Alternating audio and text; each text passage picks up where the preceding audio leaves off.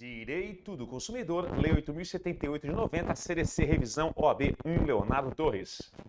E aí, meus amigos, beleza? Super revisão de Direito do Consumidor, exame de ordem, 32º exame de ordem, que maravilha, show de bola. Preparei aqui várias questões de Direito do Consumidor, questões porretas, questões sofisticadas, para que possamos verificar a vida na prática, como que a FGV questiona aí o direito consumerista na prática, e também para que possamos relembrar e fixar os pontos principais. Conte comigo e eu conto com você. O seu sucesso é o meu sucesso. E vamos que vamos. Vamos lá, gente. Ó, primeira questão.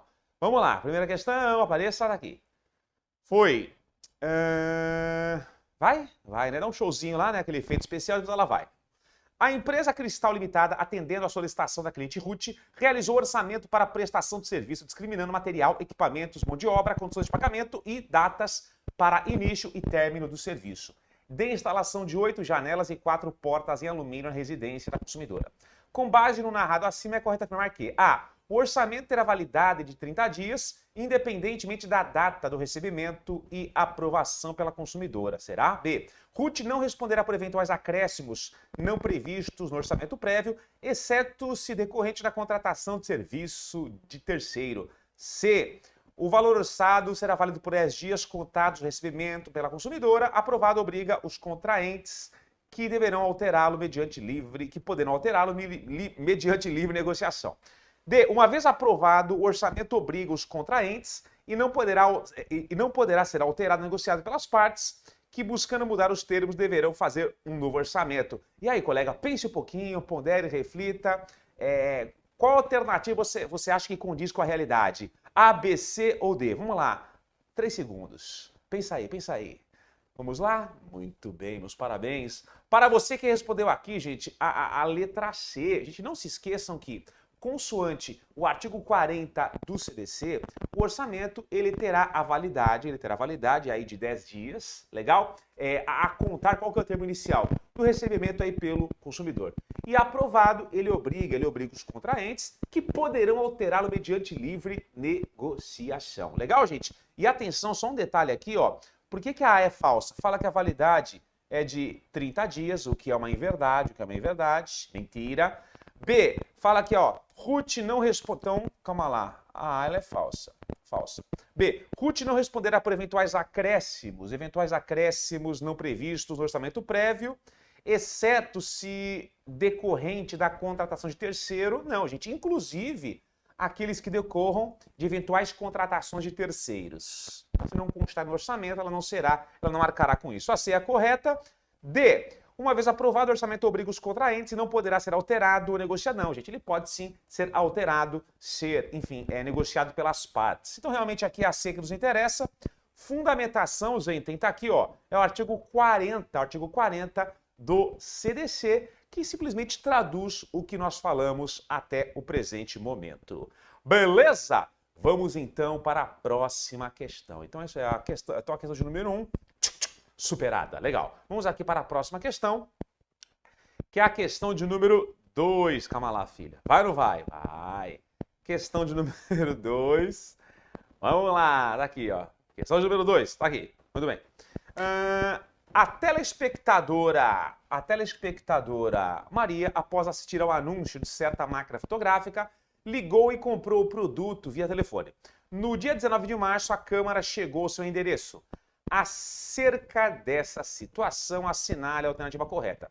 A contar do recebimento do produto, a consumidora pode exercer o direito de arrependimento no prazo prescricional de 15 dias. B, mesmo que o produto não tenha defeito, se Maria se arrepender da aquisição e desistir do contrato no dia 25 do mesmo ano, os valores eventualmente pagos a qualquer título deverão ser devolvidos monetariamente atualizados. C, se no dia 26 de março do mesmo ano a consumidora pretender desistir do contrato, não poderá fazê-lo, pois além do prazo decadencial já ter fluído, os contratos são regidos pelo brocar do pacta sunt servanda, né? Os pactos lá, enfim. A pacta sunt servanda, só para relembrar, gente, é um brocardo, né? Um princípio que rege os contratos, que estabelece lá que os pactos eles devem ser cumpridos. D, após o prazo da desistência, que é decadencial, Maria não poderá reclamar de vícios do produto ou de desconformidades entre a oferta apresentada e as características do bem adquirido, a não ser que exista a garantia contratual. Galera, qual que é a correta aí? A, B, C ou D? E a questão em questão, ela versa sobre o quê? Sobre aquele tema clássico do direito administrativo, aliás, ó o tico e teco, sobre aquele tema clássico do direito do consumidor, direito de arrependimento. Você lembra, gente? Lá no 49 do CDC? E aí, A, B, C ou D? Pensa aí, 3 segundos. 1, 2, 3. Muito bem, acertando todas. É a B. Mesmo que o produto não tenha defeito, se Maria se arrepender da aquisição e desistir do contrato no dia 25 de março do mesmo ano, os valores eventualmente pagos a qualquer título deverão ser devolvidos monetariamente e atualizados. Gente, fundamentação é lá o artigo 49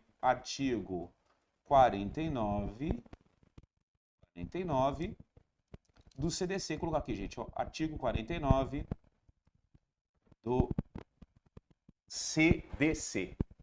Legal? Gente, é direito de arrependimento, consumidores que adquirem produtos ou serviços fora do estabelecimento comercial, eles estão mais suscetíveis, enfim, de serem ludibriados, enganados, então eles têm aí esse prazo de 7 dias para refletirem e para ponderarem se aquela contratação ela é conveniente ou não. Tudo bem, gente? Muito bem. Por que a A é falsa? Ó, a A fala aqui que o prazo é de 15 dias, na verdade não, é um prazo aqui de 7 dias.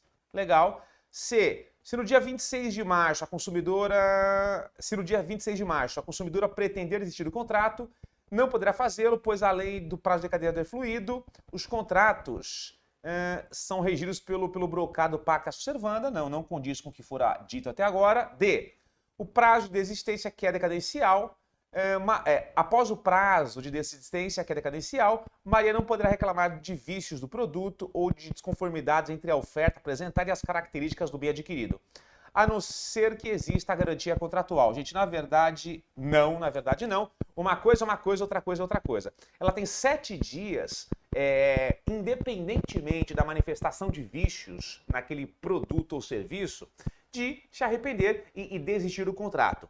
Esse é o prazo de reflexão.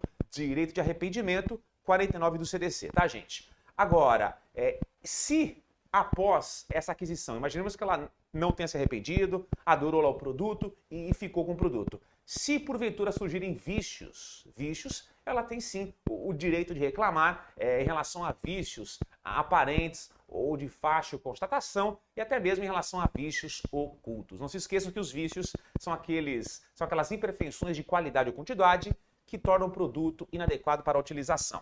Qual que é o prazo que ela tem para reclamar de vícios aparentes ou de fácil constatação se forem produtos duráveis? 90 dias, não duráveis 30 dias, tá? Legal. Aqui, ó, só para relembrar, gente, ó, o consumidor pode desistir do contrato no prazo de 7 dias a contar da sua assinatura ou do ato de recebimento do produto ou serviço, sempre que a contratação de fornecimento de produtos e serviços ocorrer fora do estabelecimento comercial, especialmente por telefone ou domicílio. Parágrafo único. Se o consumidor exercitar o direito de arrependimento previsto nesse artigo, os valores eventualmente pagos a qualquer título durante o prazo de reflexão serão devolvidos de imediato monetariamente atualizados. Tá aí, tá, gente? 49 do CDC. Vamos lá. Próxima questãozinha, cadê você? Opa, cadê você, filha? Tá aqui. Próxima questão. Muito bem. Foi. Josefa celebrou o contrato de prestação de serviço com a transportadora X, cujo teor do documento assinado seguiu o formato de contrato de adesão. Considerando tal instrumento de negócio jurídico nas relações de consumo, é correto afirmar que, gente, só para relembrar, contrato de adesão, lá no 54 do CDC, são aqueles contratos em que o monopólio da confecção do instrumento contratual pertence a uma das partes. Legal? Muito bem, nesse caso aqui pertence lá ao fornecedor. Tal modalidade contratual, por ter sido deliberada de forma unilateral, é considerada prática abusiva, devendo ser imposta pena pecuniária ao fornecedor do serviço. Errado, porque você sabe que o próprio CDC, né, o legislador até com a intenção de dinamizar, né, de viabilizar a dinamização das relações de consumo, ele admitiu sim lá os contratos de adesão. B. Josefa poderá inserir cláusulas no formulário apresentado pela transportadora X, o que desfigurará a natureza de adesão do referido contrato. Errado, gente. Por mais que ela insira cláusulas naquele documento, enfim, no contrato de adesão, ainda assim ele terá natureza aí de contrato de adesão. C. O contrato de adesão é permitido nos termos da norma consumerista, mas desde que não disponha de cláusula resolutória expressamente inadmitida. Gente, na verdade, não. Não há nenhum problema, não há nenhum óbice de que esse contrato de adesão ele tenha lá uma cláusula resolutória, ok? A lei admite sim. D. Serão regidos com caracteres ostensivos cujo tamanho da fonte não seja inferior ao corpo 12. E as cláusulas que limitem direito do consumidor deverão ser redigidas com destaque. Gente, é a D que nos interessa, consoante lá o artigo 54, parágrafo 3º do CDC. Ó. Os contratos de adesão serão redigidos em termos claros e com caracteres ostensivos e legíveis, cujo tamanho da fonte não será inferior ao corpo 12, de modo a facilitar sua compreensão pelo consumidor. Parágrafo 4º. As cláusulas que implicarem limitação de direito do consumidor deverão ser redigidas com destaque permitindo a sua imediata e fácil compreensão. Gente, muito fácil, né? Vamos lá, então. Mais uma questãozinha. Você vai ou não vai, filha? Foi, ô meu pai do céu. Foi ou não foi? Vamos lá. Aqui. Foi. Vai. Vai, tá difícil hoje. Vamos lá. Franco adquiriu um imóvel 0 km em novembro de 2010. Ao sair com o imóvel da concessionária, percebeu um ruído todas as vezes em que acionava a embreagem para a troca de marcha. Retornou à loja e os funcionários disseram que tal barulho era natural ao veículo, cujo motor era novo. 8 meses depois, ao retornar para fazer a revisão de 10 mil quilômetros, o consumidor se queixou que o ruído persistia, mas foi novamente informado de que se tratava de característica do modelo. Cerca de uma semana depois, o veículo parou de funcionar e foi rebocado até a concessionária, lá permanecendo por mais 60 dias. Franco acionou o Poder Judiciário alegando vício oculto e pleiteando ressarcimento pelos danos materiais e indenização por danos morais. Considerando o que dispõe o CDC a respeito do narrado acima, é correto afirmar que, por se tratar de vício oculto, o prazo decadencial para reclamar se iniciou com a retirada do veículo da concessionária, devendo o processo ser extinto. Não, gente. O termo inicial, ele passaria a fluir da retirada se fosse um vício aparente ou de fácil constatação, tá, gente? E não se esqueçam que quando se fala em vício em produto durável, prazo 90 dias, tá? B. O direito de reclamar juridicamente se iniciou no momento em que ficou evidenciado o vício. E o prazo decadencial é de 30 dias. E aí, gente, será que é a B mesmo que nos interessa? Lógico que a B, meus amigos, traduz exatamente o que eu falei, tá? Então, já que é um vício já que é um vício oculto, termo inicial aí do prazo decadencial, termo inicial da detectação do vício. Mas, professor, comprei o veículo há 20 anos, hoje ele apresentou um defeitinho, aliás, apresentou um vício oculto. Então é desse momento que o prazo de 90 dias começa a fluir? Não, né, gente? Tem que ter bom senso também, tem que ser razoável. Não existe máquina perfeita, desde que o vício oculto se manifeste dentro do prazo de vida útil do produto. C. O prazo decadencial é de 30 dias? Não, gente, seria se fosse um produto não durável. D. O consumidor franco tinha o prazo de 7 dias para desistir do contrato. Não, aquele não pode invocar, gente, o direito de arrependimento, porque ele adquiriu o produto dentro do estabelecimento comercial, tá? E quem fundamenta a questão 4, artigo 26, especificamente aqui, ó, o inciso 2 do CDC. Beleza? Muito bem. Gente, prossigamos então. Vamos lá, mais uma questãozinha. 5. Determinado consumidor, ao mastigar uma fatia de pão com geleia, encontrou elemento rígido, o que lhe causou intenso desconforto e a quebra parcial de um dos dentes. Em razão do fato, ingressou com medida judicial em face do mercado que vendeu a geleia, a fim de ser reparado. No curso do processo, a perícia constatou que o elemento encontrado era uma pequena porção de açúcar cristalizado, não oferecendo risco à saúde do autor. Diante dessa narrativa, assinale a afirmativa correta. A. O fabricante e fornecedor do serviço devem ser excluídos da responsabilidade, visto que o material não ofereceu qualquer risco à integridade física do consumidor, não merecendo reparação. Gente, cuidado, porque não se esqueçam que quando se fala aqui em relação de consumo, nós temos uma responsabilidade solidária de toda a cadeia de fornecimento lá do produto ou da prestação do serviço. Fabricante, produtor, comerciante, por aí vai. Tá? Então, realmente, aqui a A ela não condiz com a realidade. Então, é falso aqui a A. B. O elemento rígido não característico do produto, ainda que não o tornasse impróprio para o consumo, violou padrões de segurança, já que houve dano comprovado pelo consumidor. É a B que nos interessa. C. A responsabilidade do fornecedor depende da apuração de culpa. Eu já paro por aqui por quê, gente? Porque você sabe que a responsabilidade ela é objetiva, ela independe da apuração de culpa ou de dolo. D. O comerciante não deve ser condenado e sequer caberia a qualquer medida contra o fabricante, posto que não há fato ou vício do produto, motivo pelo qual deve ser responsabilizado, não deve ser responsabilizado pelo alegado defeito. Não, a gente contraria o que for afirmado até agora, tá, gente? E só para fechar, aqui, artigo 8º do CDC e artigo 12 do CDC, eles fundamentam aqui a questão de número 5. Beleza? É isso aí. Para por aqui.